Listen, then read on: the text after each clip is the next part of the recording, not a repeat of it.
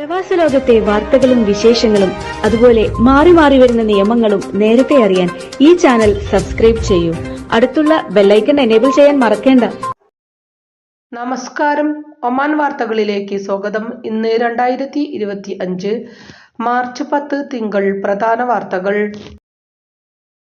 Dakhiliya municipality നിസ്ബയിലെ വാണിജ്യ സ്ഥാപനങ്ങളിൽ പരിശോധന നടത്തി. ആരോഗ്യ ലൈസൻസ് നിയമങ്ങൾ പാലിക്കുന്നുണ്ടെന്ന് ഉറപ്പുവരുത്തുന്നതിന്റെ ഭാഗമായി ആരോഗ്യ നിയന്ത്രണ ലൈസൻസിംഗ് വിഭാഗത്തിന് കീഴിലാണ് നിരവധി സ്ഥാപനങ്ങളിൽ വ്യാപകമായ പരിശോധന നടത്തിയത്. ലൈസൻസ് ഇല്ലാതെ പ്രവർത്തിക്കുകയും ശുചിത്വ മാനദണ്ഡങ്ങൾ പാലിക്കുന്നതിൽ വീഴ്ച വരുത്തുകയും ചെയ്ത 2 സ്ഥാപനങ്ങൾക്ക് അധികൃതർ താഴിട്ടു.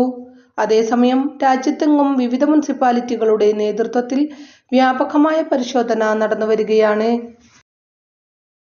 മസ്കത്തിലെയും പരിസരങ്ങളിലെയും 7 ഇന്ത്യൻ സ്കൂളുകളിലേക്കുള്ള പ്രവേശന നറുക്കെടുപ്പ് പൂർത്തിയായി. അപേക്ഷിച്ച മുഴുവൻ വിദ്യാർത്ഥികൾക്കും പ്രവേശനം ലഭിക്കും. 6000-ൽ പരം സീറ്റുകളിലേക്കായി 3500-ൽ പരം അപേക്ഷകൾ മാത്രമാണ് ലഭിച്ചതെന്നാണ് വിവരം. അപേക്ഷ നൽകിയ കുട്ടികളുടെ രക്ഷിതാക്കൾക്ക് ബോർഡിൽ നിന്നും ഇതിനോടകം സന്ദേശം ലഭിച്ചു.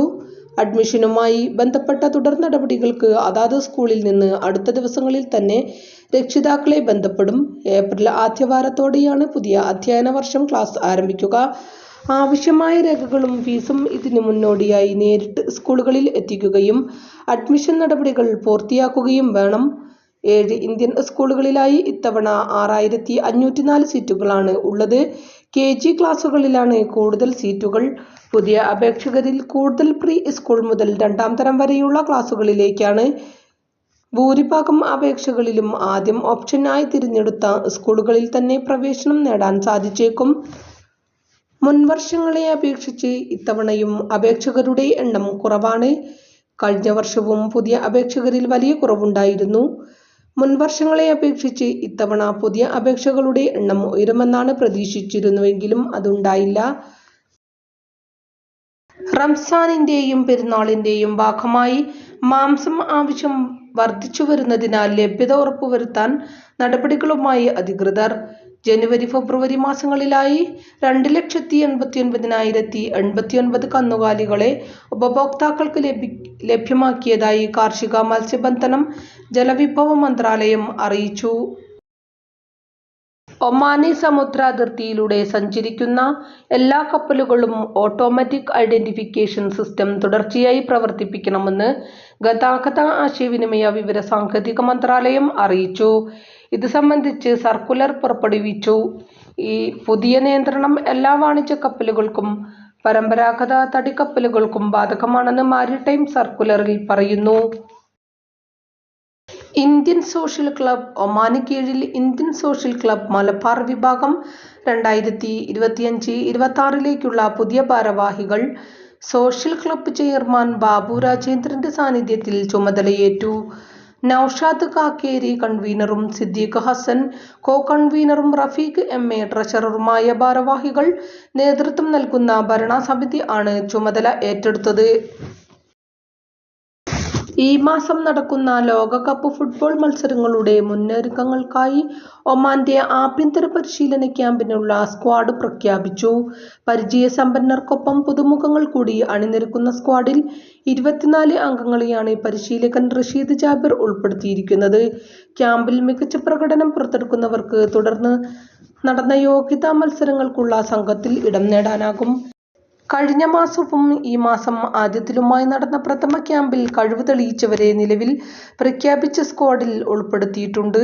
പുതുരക്തങ്ങൾക്ക് പ്രാധാന്യം നൽകിയാണ് ടീം. സമീപകാലങ്ങളിൽ താരങ്ങൾ നടത്തിയ മികച്ച പ്രകടനമാണ് ദേശീയ ടീമിലേക്ക് യുവതാരങ്ങൾക്ക് വഴി തുറന്നത്. പേര് വിവരങ്ങൾ വെളിപ്പെടുത്താത്ത വ്യക്തിയുടെ കാരുണ്യത്തിൽ ഇത്തവണയും നിരവധി പേർക്ക് മോചനം. തുടർച്ചയായി 9ാം വർഷമാണ് ദാഹിറ ഗവർണറേറ്റിൽ നിന്നുള്ള സ്വദേശി ഇത്തരത്തിൽ തടവിൽ കഴിയുന്നവരുടെ പിഴത്തുക അടച്ചു തീർത്ത് മോചിതരാക്കുന്നത്. ഇതുവഴി ഈ വർഷം 49 തടവുകാർ ജയിൽ മോചനം നേടും. 9 വർഷത്തിനിടെ 100 കണക്കിന് പേരാണ് പേരറിയാത്ത സ്വദേശിയുടെ കാരുണ്യത്തിൽ ജയിൽ മോചനം നേടി ജീവിത സന്തോഷങ്ങളിലേക്ക് തിരികെ വന്നത്. പേരും വിവരങ്ങളും വെളിപ്പെടുത്താത്ത ഈ കാരുണ്യത്തിന് കൈയടിക്കുകയാണ് ഒമാനിലെ സ്വദേശികളും വിദേശികളും. സാമൂഹിക മാധ്യമങ്ങളിലും വലിയ അഭിനന്ദനങ്ങളാണ് ഈ സൽപ്രവൃത്തിക്ക് ലഭിക്കുന്നത്. പിഴ അടയ്ക്കാൻ പണമില്ലാത്ത ചെറിയ കുറ്റങ്ങൾക്ക് ജയിൽവാസം അനുഭവിക്കുന്നവർക്ക് ഒമാൻ ലോയേഴ്സ് അസോസിയേഷൻ മോചനം സാധ്യമാക്കുന്ന ഫാക്ക് കുർബ പദ്ധതിയുമായി ചേർന്നാണ് ഈ അജ്ഞാതനം കാരുണ്യ പ്രവൃത്തിയിൽ ഭാഗമാകുന്നത്. 2012 ആരംഭിച്ച പദ്ധതിയിൽ ഇതിനോടകം ഗുണഭോക്താക്കളായത് 7000-ൽ പരം തടവുകാരാണ്. ജനങ്ങളിൽ നിന്ന് പണം സ്വരൂപിച്ചാണ് മോചനത്തിനുള്ള വഴി കണ്ടെത്തുന്നത്. പദ്ധതിയുടെ 12ാം പതിപ്പാണ് ഈ വർഷം നടക്കുന്നത്. ഇത്തവണ 1300-ൽ പരം ആളുകൾക്ക് മോചനം സാധ്യമാക്കുമെന്ന് ഒമാൻ ലോയേഴ്സ് അസോസിയേഷൻ അറിയിച്ചു. ഈ വർഷം ഇതിനോടകം നിരവധി കേസുകളിലാണ് മോചനം സാധ്യമാക്കിയത്. ഇതിന് പുറമെയാണ് ഇത്തവണയും അജ്ഞാതനായ സ്വദേശി 49 പേർക്ക് കൂടി മോചനത്തിന് വഴിയൊരുക്കിയിരിക്കുന്നത്. ഒമാനി സമൂഹത്തിലെ വ്യക്തികളുടെയും സ്ഥാപനങ്ങളുടെയും അകമഴിഞ്ഞ പിന്തുണയാണ് ഫാക്ക് കുർബ പദ്ധതിയുടെ വിജയത്തിന് പിന്നിൽ. ഒരു അഭിഭാഷകൻ ആരംഭിച്ച സംരംഭം പിന്നീട് ഒരു കൂട്ടം അഭിഭാഷകർ ഏറ്റെടുക്കുകയും ഇന്ന് അത് വ്യക്തികളും ഗ്രൂപ്പുകളും സ്ഥാപനങ്ങളും ചേർന്ന് വിജയകരമാക്കാൻ ഒരുമിച്ച് പ്രവർത്തിക്കുന്ന അവസ്ഥയിലേക്ക് എത്തിയിട്ടുണ്ട്. യമനിൽ നിന്ന് ജീവനുള്ള മൃഗങ്ങളെ ഇറക്കുമതി ചെയ്യുന്നതിനുള്ള വിലക്ക് ഒമാൻ നീക്കി. ഇത് സംബന്ധിച്ച മന്ത്രിതല ഉത്തരവ് കാർഷിക, മത്സ്യബന്ധന, ജലവിഭവ മന്ത്രാലയം പുറപ്പെടുവിച്ചു. വെറ്റിനറി ക്വാറന്റൈൻ നിയമത്തിന്റെയും അതിന്റെ എക്സിക്യൂട്ടീവ് ചട്ടങ്ങളുടെയും യോഗ്യതയുള്ള വെറ്റിനറി അതോറിറ്റിയുടെ ശുപാർശയുടെയും അടിസ്ഥാനത്തിലാണ് തീരുമാനം.